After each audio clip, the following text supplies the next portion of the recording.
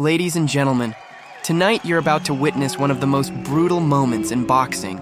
A fight that many called impossible, some called embarrassing, and millions secretly hoped would become the biggest upset in modern combat sports history. On one side stood Anthony Joshua, Olympic gold medalist, former heavyweight king, one of the most dangerous knockout artists on the planet. A man built in laboratories of pressure, forged under stadium lights, carrying the expectations of an entire country every time he stepped into the ring. On the other side stood Jake Paul, the internet sensation turned fighter, the disruptor, the outsider who had spent years being mocked, ridiculed, and dismissed by boxing purists. Yet somehow, despite all the criticism, he kept winning. He kept selling out arenas. He kept forcing the boxing world to pay attention. And now, these two worlds were about to collide. From the very beginning, the atmosphere felt surreal. The crowd wasn't just watching a boxing match, they were watching a cultural event. Half the arena came to witness Anthony Joshua destroy the YouTuber in spectacular fashion. The other half came hoping Jake Paul would shock the world and complete the most unbelievable rise combat sports had ever seen. Legacy versus legitimacy, tradition versus disruption, real boxer versus self-made attraction. Every camera flash, every scream from the crowd, every ounce of tension inside that arena pointed toward one simple question. What happens when a global superstar fighter meets the most controversial man in boxing? When the introductions echoed through the building, Anthony Joshua looked calm, cold, and focused. The kind of calm only elite heavyweight champions possess. His body language screamed confidence. This was supposed to be another statement victory.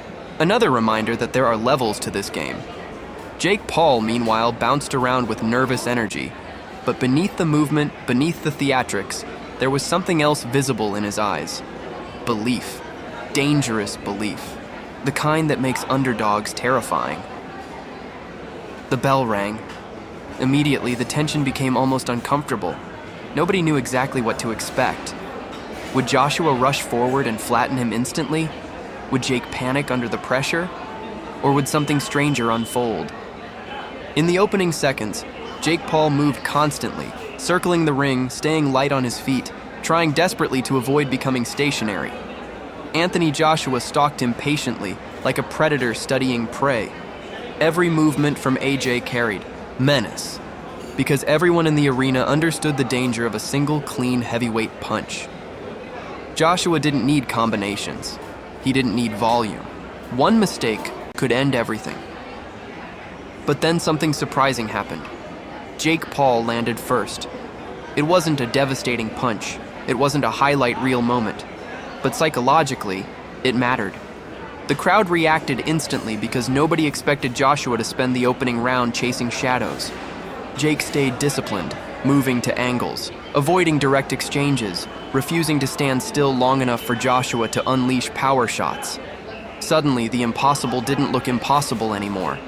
Anthony Joshua looked slightly frustrated, and frustration is dangerous, because for the first time all night, the pressure shifted. Jake Paul wasn't supposed to survive early success, yet here he was, making Joshua miss, forcing him to reset, forcing him to think instead of destroy. The commentators could sense it, the fans could sense it. Even Joshua himself looked irritated that things weren't unfolding according to script. By the end of the first round, Jake Paul had achieved the only victory he truly needed early: survival with confidence. For Joshua, that alone was a problem. Round 2 began. Anthony Joshua increased the pressure. His footwork became more aggressive. He started cutting off the ring rather than simply following. Every step forward carried bad intentions, but Jake remained committed to movement, circling away from danger, throwing just enough punches to prevent Joshua from fully settling into rhythm. Still, cracks were beginning to show. Joshua finally started landing right hands to the body. Heavy shots, thudding shots. The kind of punches that don't always look dramatic immediately but slowly drain energy from opponents. Jake's movement remained sharp, but each exchange carried growing danger. The heavyweight power difference was becoming impossible to ignore. Yet somehow, the fight stayed awkward. Joshua kept missing shots people expected him to land easily. Jake kept escaping positions where he should have been trapped.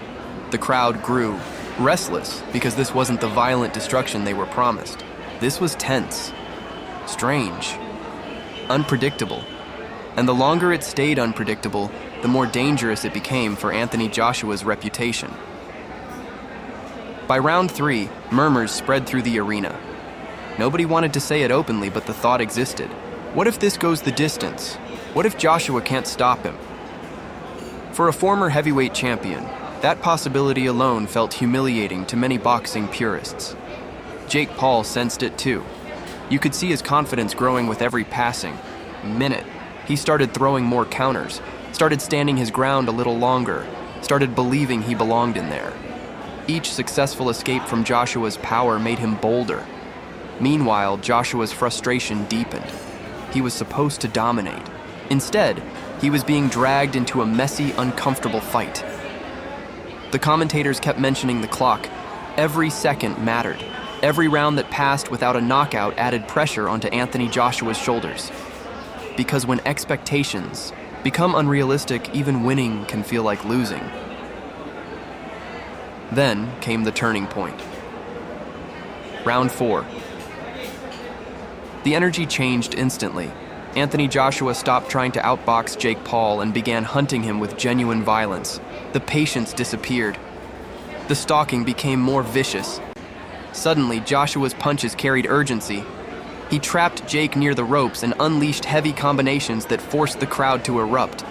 For the first time in the fight, Jake looked truly hurt. A brutal uppercut snapped his head back. A right hand crashed through his guard. The movement that had frustrated Joshua early was slowing down. Jake's hands started dropping lower.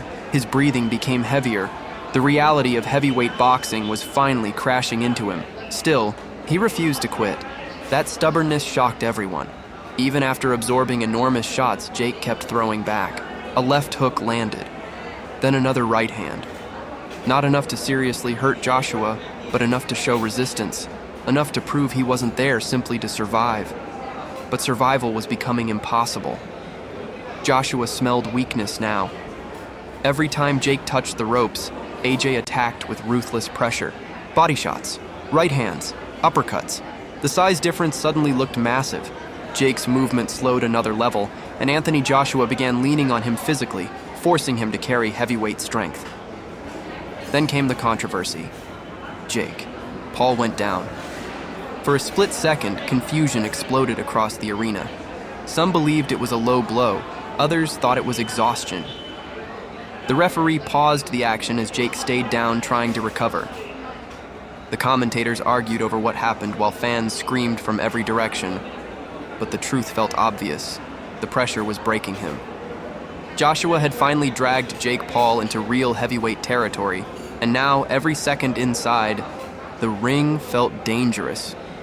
Still, the knockout didn't come, and somehow that made the fight even crazier, because by round 5, nobody understood what they were watching anymore. Jake Paul was battered, exhausted, breathing heavily, yet he was still there, still throwing punches, still trying to answer back. At moments, he even landed clean counters that briefly shocked the crowd. One right hand clipped Joshua, and suddenly people rose from their seats. Another shot landed, then another. For a brief moment, chaos entered the fight completely. The impossible fantasy flashed through the arena. Could Jake Paul actually hurt Anthony Joshua? Joshua answered immediately, violently. He chopped Jake, down with brutal combinations, finally scoring the knockdown everyone had been anticipating all night. The crowd exploded as Jake hit the canvas. The sound inside the arena became deafening. Cameras flashed everywhere. Joshua stood over him, breathing heavily, looking less like a polished boxer and more like a predator finally tasting blood. Jake rose. Barely. But he rose. That alone earned respect from people who never expected to give him any. The fight resumed, and Joshua attacked again. Another crushing right hand sent Jake Paul crashing down for the second time. At this point, survival instinct was all that remained. Jake's body language showed exhaustion, pain, and desperation. Yet he continued standing up, and strangely, the crowd started rallying behind him. Not because they believed he could win anymore, but because human beings admire resilience. Even critics who hated the idea of this fight had to admit one thing: